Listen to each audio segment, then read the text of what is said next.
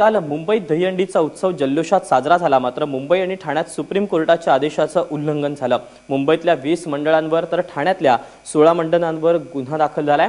मनसेनं ठाण्यात आयोजित केलेल्या दहीहंडीत जय जवान पथकानं 9 थर लावत सुप्रीम कोर्टाचे आदेश पायदळीत उडवले। दहीहंडीसाठी 20 फुटांची मर्यादा असताना नियमांचं सर्रास उल्लंघन झालं। त्यामुळे सुप्रीम कोर्ट सुओ मोटोद्वारे कारवाई करण्याची शक्यता कायदेतज्ञांनी वर्तवली आहे। सर्वोच्च न्यायालयाने दहीहंडीच्या संदर्भात काही अटी व शर्ती ठेवल्या होत्या आणि दहीहंडी कशी साजरी करावी या संदर्भात देखील त्यांनी निर्णय दिलेले होते।